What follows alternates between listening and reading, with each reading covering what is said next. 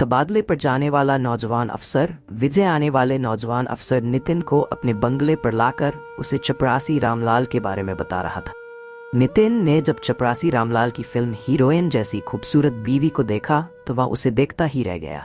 नितिन बोला, यार तुम्हारी ये चपरासी की बीवी तो कमाल की है, तुमने तो इसके साथ खूब मजे किए होंगे। नहीं यार, ये छोटे लोग बहुत ही धर्म कर्म पर चलते हैं और इसके लिए अपना सब कुछ कुर्बान कर देते। ये लोग पद और पैसे के लिए अपनी इज्जत को नहीं बेचते हैं। मैंने भी इसे लालच देकर पटाने की खूब कोशिश की थी, मगर इसने साफ मना कर दिया था। यह सुनकर नितिन विजय की ओर हैरानी से देखने लगा। नितिन को इस तरह देख विजय अपनी सफाई में बोला, ये छोटे लोग हम लोगों की तरह नहीं होते हैं जो अपने किसी काम को बड़े अफसर से कराने के लिए अपनी बहन बेटियों और बीवियों को भी उनके साथ सुला देते हैं। हमारी बहन बेटियों और बीवियों को भी सोने में कोई दिक्कत नहीं होती है, क्योंकि वे तो अपने स्कूल और कॉलेज की पढ़ाई करते समय अपने कितने ही बॉयफ्रेंड्स के साथ सो चुकी होती है। इतना सुनकर नितिन मन ही मन उस चपरासी की बीवी को पटाने की तरकीब सोचने लगा। विजय से चार्ज लेने के बाद नितिन अपने सरकारी बंगले में रहने लग गया था। शाम को जब वह अपने बंगले पर आया तो चपरासी रामलाल उससे बोला, साहब आपको शराब पीने का शौक हो तो लाऊं। पुराने साहब तो रोजाना पीने के लिए बोतल मंगवाते थे। क्या क्या मंगवाते थे तुम्हारे पुराने साहब? चपरासी रामलाल बोला, कॉलेज में पढ़ने वाली लड़की भी मंगवाते थे। वे पूरी रात के उसे 2000 रुपए देते थे। ले आना। सुनकर नितिन ने उससे कहा तो वह उनके लिए शराब की बोतल और उस लड़की को ले आया था। उस लड़की और उस अफसर ने शराब पीकर रात भर खूब मजे किए। जाते समय नितिन ने उसे 3000 रुपए दिए और उससे कहा कि वह चपरासी रामलाल से कहे कि तुम्हारे ये कैसे साहब हैं, इन्होंने रात भर मेरे साथ कुछ किया ही नहीं था, बल्कि मुझे छुआ भी नहीं था, फिर भी मुझे 3000 रुपए मुफ्त में दे दिए हैं। उस लड़की ने चपरासी रामलाल से यह सब कहने की हामी भर ली। जब वह लड़की वहां से जाने लगी तो चपरासी रामलाल से बोली, तुम्हारे ये साहब तो बेकार ही रात भर लड़की को अपने बंगले पर रखते हैं, उसके साथ कुछ करते भी नहीं है, मगर फिर भी उसको पैसे देते हैं। तुम्हारे साहब का तो दिमाग ही खराब है। यह सुनकर चपरासी रामलाल हैरान होकर उसकी ओर देखने लगा तो वह उससे बोली, तुम्हारे साहब ने तो रात भर मुझे छुआ भी नहीं, फिर भी मुझे 3000 रुपए दे दिए हैं। कहकर वह वहां से चली गई। उस लड़की की बातें सुनकर चपरासी रामलाल सोचने लगा था कि उसके अफसर का दिमाग खराब है या वे औरत के काबिल नहीं है, फिर भी उन्हें औरतों को अपने साथ सुलाकर उन पर अपने पैसे लुटाने का शौक है। चपरासी रामलाल अपने कमरे पर आकर बीवी सरला से बोला, हमारे ये नए साहब तो बेकार ही अपने पैसे लड़की पर लुटाते हैं। वह कैसे?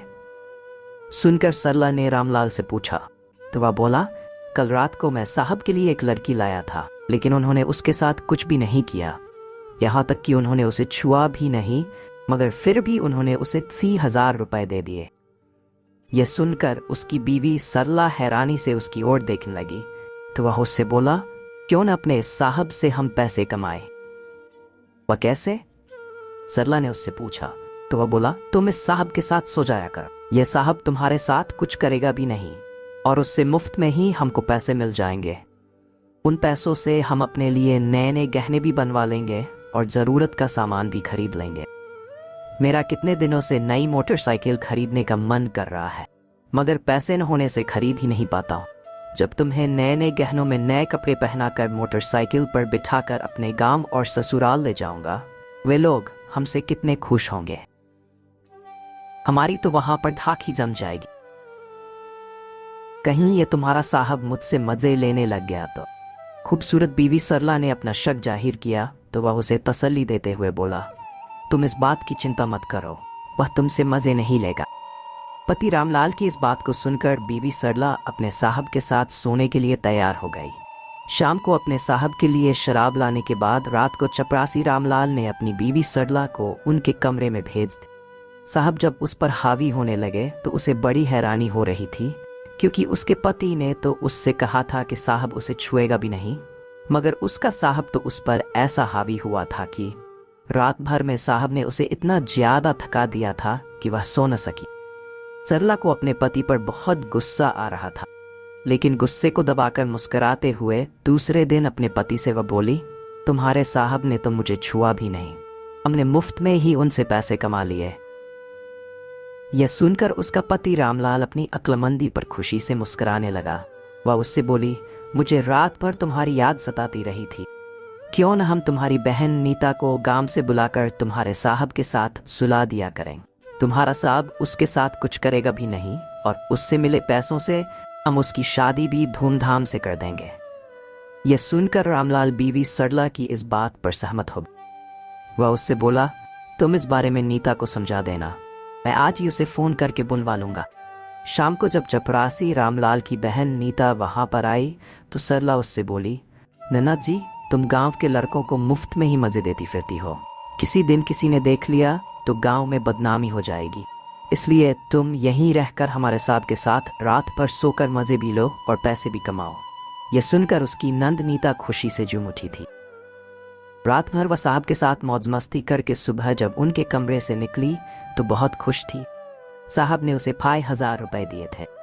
कुछ ही दिनों में चपरासी रामलाल अपने लिए नई मोटरसाइकिल ले आया था और अपनी बीवी सरला और बहन नीता के लिए नए नए जेवर और कपड़े भी खरीद चुके, क्योंकि उसके साहब अपने से बड़े अफसरों को खुश रखने के लिए उन दोनों को उनके पास भेजने लगे थे।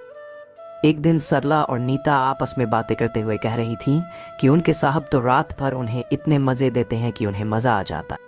उनकी इन बातों को जब चपरासी रामलाल ने सुना तो वह अपने साहब की इस चतुराई पर हैरान हो उठा था, लेकिन अब हो भी क्या सकता। रामलाल ने सोचा कि जो हो रहा है होने दो, उनसे पैसे तो मिल ही रहे हैं। उन पैसों के चलते ही उसकी अपने गांव और ससुराल में धाक जम चुकी, क्योंकि आजकल लोग पैसा देखते हैं, चरित्र नहीं। आपका समय निकलकर हमारे साथ था, इसके लिए आपका धन्यवाद। अगली बार फिर से मिलते हैं नए और रोचक वीडियो के साथ। चैनल को सब्सक्राइब करना न भूलें। धन्यवाद और शुभकामनाएं।